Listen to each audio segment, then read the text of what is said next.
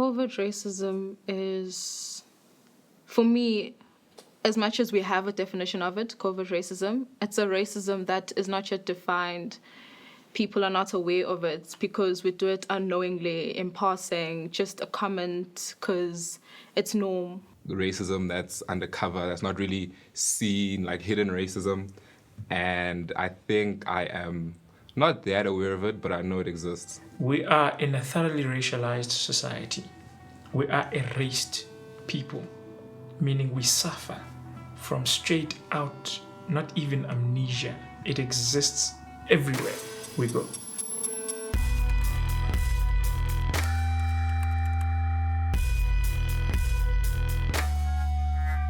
Heroes of South Africa, most unappreciated.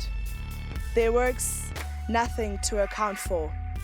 Their voices echo, alas, to walls. Their wisdom ancient, perhaps forgotten as of late, as these recent acts of hate infiltrate the young minds within our state. Rainbow Nation was their promise. 22 years later, I failed to see this assurance that was given to us so carefree. So firstly, you've got to understand that I'm an academic, and my area of expertise is in the field of decolonization, and I'm working a lot now with trying to decolonize the curricula, and in my particular PhD project, I'm dealing with ideas of how to decolonize international relations using the body of work of a sage called Iskiam Pahlela. Covert racism is a nonsensical term in my book. It's a social construct, and it should be understood and read as such. So racism in its architecture is basically a systematic oppressive thought structure that emanates from Eurocentricity. So we need to actually problematize concepts of covert racism because they're really they're misleading concepts, and they shift us from the real attention which we should be giving, which is really racism in its entirety. My name, Mohawa, it feels like white people can't say it. So I've got a fake name, Sebastian. So I'm sort of kind of running away from my own race to kind of fit into being a white person. Covert racism is as real as racism itself because it discriminates against people who do not have the knowledge that they're actually being prejudiced against. Historically also, they will also try and paint a narrative that, look, good white people today wouldn't have done what bad white people then did. Sort of suggesting that those bad white people were not actually human beings. They were actually demons, you know. And they today were human, and we can work together. Let us work together, and that actually is just a facade. Everybody experiences racism every day. It's how you understand racism that really gives you this romantic ideal or misnomer that you're actually not experiencing racism. Because your very reality is as a reaction to the system which you find yourself being oppressed under. You cannot avoid race. If you look at somebody, you automatically see race. If you go out in public, you see white people with white people, black people with black people. It's just how we're automatically built in. And it's in that sense, there's nobody that can say, I see you, but I don't see your race. So this is part of the freedom question, really. You know, how free are we? Because if we understand ourselves to be free in a particular way, we're not going to limit ourselves even in our personal orientations, right? So, because a relationship, I think, is supposed to be a personal thing. I have a Cape Malaysian friend. We've been friends for 8 years, which is pretty cool. But then I've seen how, well, in the past, when I'd go visit her, her dad would kind of like look at me funny. I don't know. it's something you don't really notice because it's not outright. It's not like the person is saying, Kulufelo, get out of here. I don't want to see you, or I don't want you to keep company with my daughter. But you can see it. One of my best friends is a white guy. And the one reason why we got together was like, he was like, dude, you're black, whatever, life goes on. And with him, it was fine. But as soon as I got into interracial couples, like dating and stuff like that, and because I play rugby and I speak Afrikaans, I had an incident where a father assumed I was white because he spoke to me over the phone. And then we got to his farm and I wasn't white. And he assumed I was new staff. Until we had to clear it out that, no, this is Liso Langman, the boy. Like, oh, but he plays first team rugby. Like, yeah, and he's a prop. Yeah, it's him. And then, as the weekend progressed, when we were braaiing and we were chilling and we went for a hunt the next morning, the old man pipes out, yeah, no, but you're fine.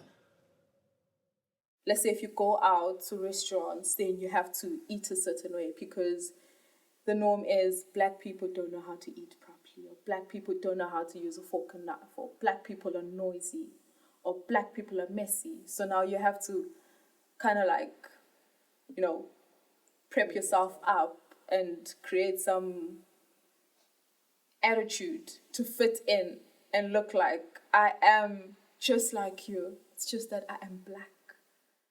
What made me fine? The fact that I can make fire the way you want me to make fire, the fact that I can braai the meat the way you want me to braai the meat, the fact that I can shoot a gun, because I've been in surroundings where I've been taught how to hunt. That was when I was fine. And at that particular time, I felt great. This was my girlfriend at the time's father that I was impressing. But in retrospect, in me feeling great about that, I could have quite literally shown the zap to the liberation struggle. And to people like Steve Biko that are like, listen, guys, being black is cool. Because for a brief moment, or not a brief moment, let me not lie, for a long time in my life, being deemed as that socially acceptable black white talk was cool.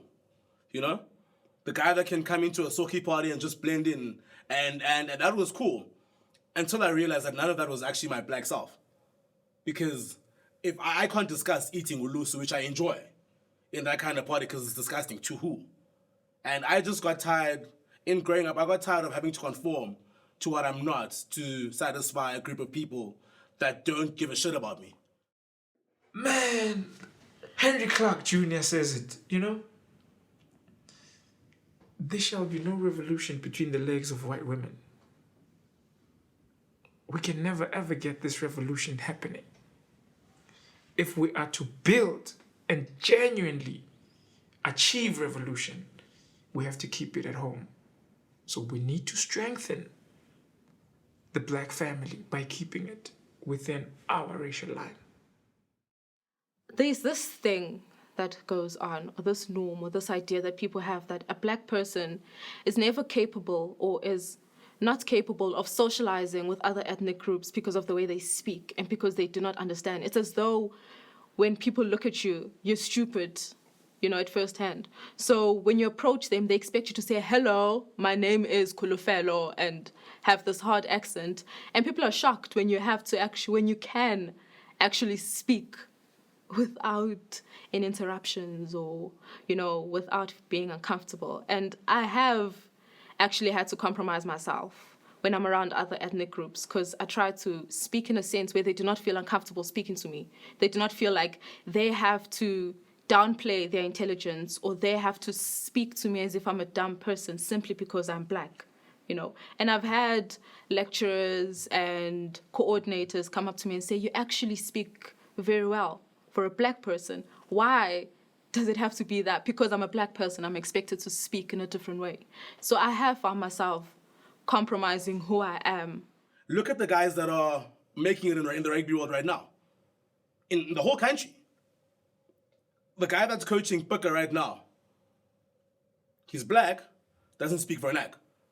He speaks Afrikaans. So how black is he? And how black is acceptable? Look at a guy that's coaching the Lions. He's one of the junior rank coaches.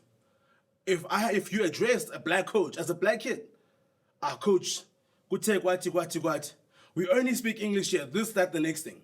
So who died and made English and Afrikaans lifestyle the living standard in sports? Every day as a black body in this anti-black world, you are protesting. Every day. Because the very idea of I need to get through this hurdle, because the odds are not to your favor. Everything is anti you. But your resolve, your perseverance, that is a protest. It is not in this popular way of you singing songs and you making noise. But it's, look, this is what I have to do, and I'm just going to have to do it. I signed up for it, and somebody's got to break somebody's back at some point. And nothing that is progressive ever comes out of no sweat. As soon as you as a black employee start talking about the black numbers in the team with selections, you then deemed a comrade. Or why do you have to be that guy? Or I thought you were a decent guy. Whereas you simply question things like, I've seen friends of mine being denied contracts because they're black. And when you're like, but then if you look at his performance as the black kid and look at his performance as the white kid, why is he getting it? They're like, no, he meets the attributes. And then what attributes if he's stronger and he's quicker and he's whatever? So if you, in the meetings, are the guy raising the controversial questions as to why do certain players, unfortunately, a lot of white players get away with it. If he so-and-so doesn't train on, let's say, on a Wednesday because his parents take him to someone's wedding, and if Siso doesn't train because he's writing a test, Tim will come back and Sibu won't. So as soon as I learned, as soon as I started asking those questions, my own boss ignored me. And then you sort of go a step higher, and then they ignore you more until you get to a point where they do sort of acknowledge you. But then as soon as you're acknowledged by the people who can change it, your contract's not renewed. Covert racism, I feel, as a subtle racism,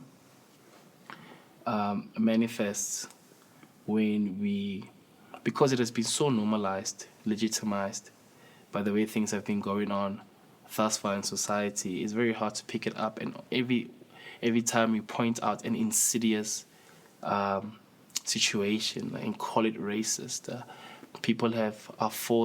some people have perpetuate a narrative which seems to suggest that we are actually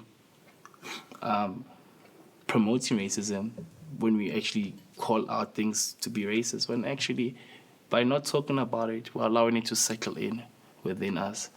And it starts accumulating to a point where we reach a boiling point. And that is what I believe is being expressed in these movements, protests. The protests, by the way, I argue, are not happening now. We've been protesting since 94. It's like this fees must fall nonsense. It needs to be said and called for what it is. Black universities have been striking every year with no fail. But when UCT and VET strike, oh my gosh, suddenly there are protests in South Africa. There are protests in tertiary. We know our parents protested. We know that our friends, families who are at Venda, Limpopo, they've been protesting. But it hasn't made any impression to the nation as when it is white monopoly capital institutions which are run by the Jews, Vets, which are run by the Anglo-Saxon cabal, UCT, and now Stellenbosch, which is the Broederbond mafia. Oh, you see, when you touch whiteness, something must happen. But whenever you hit the black body, you can rape it, you can steal from it, you can knife it, you can stab it, it's normal. I don't think anybody should think themselves superior, because you don't live in your own island. You coexist with other people. Just think of yourself as a person who has a mission, because we are all on this earth for a purpose. I'm for the view that there has to be an overhaul in all forms of where power is concentrated in society. We will forever be in a zone of non-being for as long as we do not grasp that black people get over your nonsense. You can never be racist. What you can do, however, is you can be racially, you can have a racial position which basically makes you prejudiced to certain people based on color. That you can't escape.